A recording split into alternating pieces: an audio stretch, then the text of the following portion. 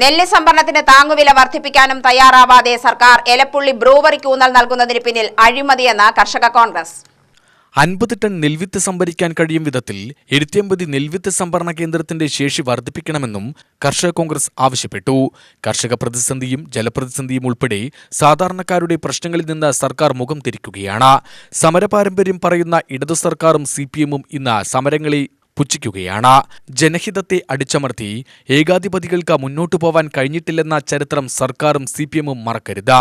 എലപ്പുള്ളിയിൽ brewery ആരംഭിച്ചാൽ നിർമ്മാണ പ്രവൃത്തി ഉൾപ്പെടെ തടയുമെന്നും കർഷക കോൺഗ്രസ് യോഗം വ്യക്തമാക്കി. നിങ്ങളുടെ ജില്ലകളിലെ ചില സാഹചര്യങ്ങൾ അനുസരിച്ച് അതിനെ പറ്റിയുള്ള ബോധ്യങ്ങൾ അദ്ദേഹത്തിന് ഉണ്ടാകാൻ വേണ്ടിയായിരിക്കും അദ്ദേഹം വിളിക്കുന്നത്. അദ്ദേഹം വിളിക്കുമ്പോൾ ഇതിങ്ങനെ പലരും വിളിക്കുന്നുണ്ട്, ഇവരൊക്കെ ആരാണ്, ഇതിൽ ഓർഗനൈസ് സംവിധാനം വാട്സപ്പിൽ മുഖം കാണണമെന്നൊന്നും വിചാരിച്ച കാര്യങ്ങൾ നടക്കില്ല. ഇതൊന്നും നമുക്ക് വേറെ നഷ്ടങ്ങളൊന്നും വരാനുള്ള സാധനങ്ങളല്ല. ഈ പൂർണ്ണമായ സഹകരണം നിങ്ങളുടെ ഭാഗത്തുനിന്ന് ഉണ്ടാകുമെന്ന് ഓർമ്മിച്ചുകൊണ്ട് സംസ്ഥാന പ്രസിഡന്റ് മാജുഷ് മാത്യു അധ്യക്ഷത വഹിച്ചു. B. Iqbal, G. Sivarajan, EM Babu, TC Geevarghese, Kallikkad Ramachandran, George Jacob, Biju Kannanthara, Moonchanattu Ramachandran എന്നിവർ പ്രസംഗിച്ചു.